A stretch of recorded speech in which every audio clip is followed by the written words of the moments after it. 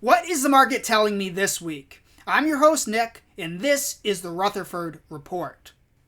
This week we got the CPI, and what that is just telling us is what the government is measuring when it comes to inflation. Whether we should believe it or not, that's a whole different story. And instead of reading this long report, let's look at this nice little chart that I found on Zero Hedge. You can see that inflation spiked up and it's come down a little bit. Everyone's excited about it coming down, and now they're freaking out about, well, it's staying persistently high, as they like to say. And you can kind of visually see that it looks like we're kind of leveling off. What happens next, I have no idea. But the market is telling me something, and I'm going to get to that in just a minute. Let's look over at this tweet. This is an interesting tweet that I saw from Larry Summers. He was the Treasury Secretary for President Clinton, looks like. And this graphic is extremely interesting. Now, I don't know if it's completely true or what, but it's very interesting in that if you look at the yellow line, this is how they used to measure CPI. If you believe the data in the way from, according to this graph, like pre-1983, but of course they change it to tell us that there's less and less inflation.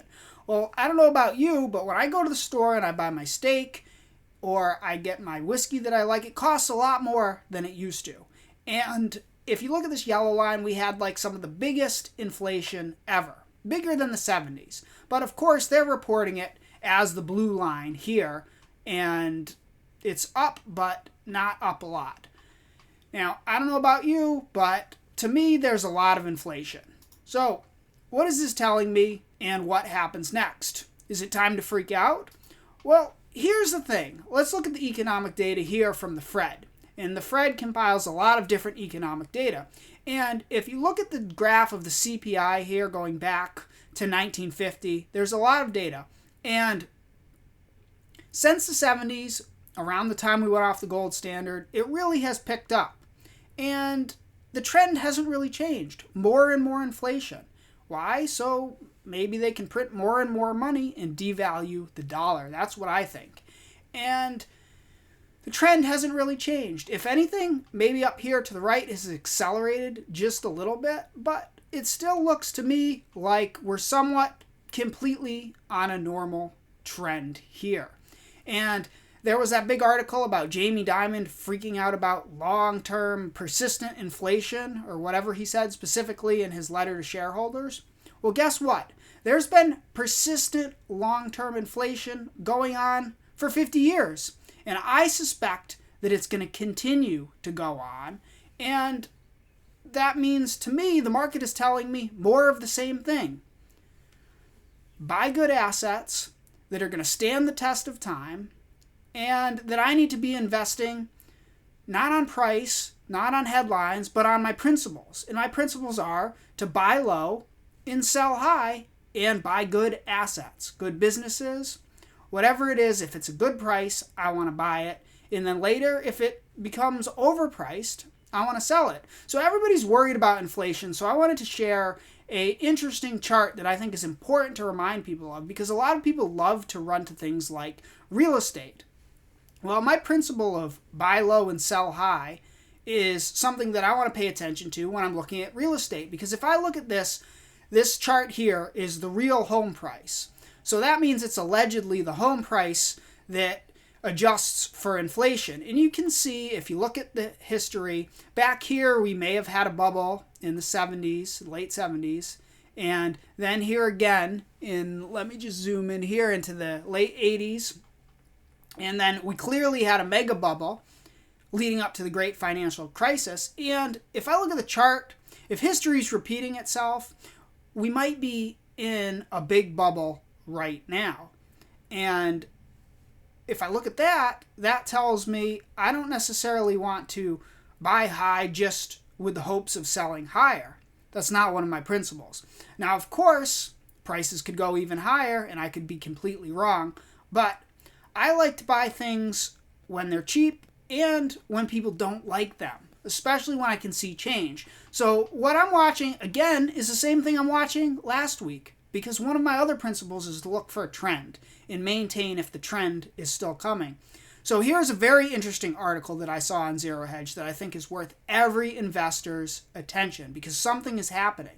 What it is, I'm not really sure yet, but something is happening.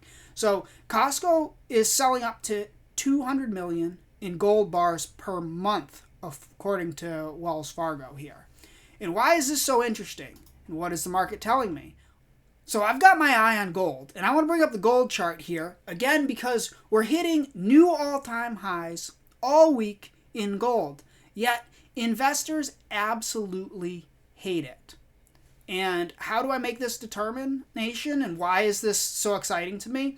Well, there's not a big, oh my God, gold is hitting new time highs. It's not like the gold bugs are not really excited, which makes me excited. And that's telling me something is happening beneath the surface because there's no news about it. There's no specific reason. I can't put my finger on it. Maybe there's a big country or big institutions buying for geopolitical uncertainty. It's impossible to know. But they obviously know something that we don't. Because if I look at the sentiment here, so I'm just measuring the sentiment about how people are excited about gold. Like I'm looking at the Sprott Physical Trust that buys gold. And you can see that if I go down here to the historical premium to discount, it's a closed-end fund. So when people get really excited about gold, they'll bid it up higher than the amount of gold that's actually inside of the trust. So if you look back down at 2011, like it got almost to 22, 25, not quite 25% above the NAV. And then it did again after the plague, just for a little bit. And right now we're sitting at negative 2%. This means if you're buying it now, you're getting gold at a discount to the amount of gold that's in the trust, which is completely wild to me if sentiment is that bad that people are not excited about gold, yet it's hitting all-time highs. Like I go back to this chart, we really are getting up there. It's broken out of its 1, 2, 3, 4-year sideways trend. Inflation is continuing. I don't know if gold is the best hedge for inflation because it doesn't always seem to work that way. But it certainly tells me if we continue along this track, it's most likely years from now, gold will be much higher. Could it go much lower tomorrow, today, as I put this out? Of course. So I'm not endorsing running out and buying it or anything. I'm just watching it closely because this market, something is happening in a way that it doesn't normally happen. When things break out to all-time high, people get really excited.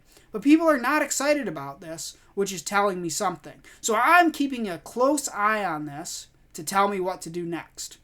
What to do right now, I have no idea. But it's very interesting to watch this, and I want to stay alert and paying attention because when my money's on the line, I need to know what's going on.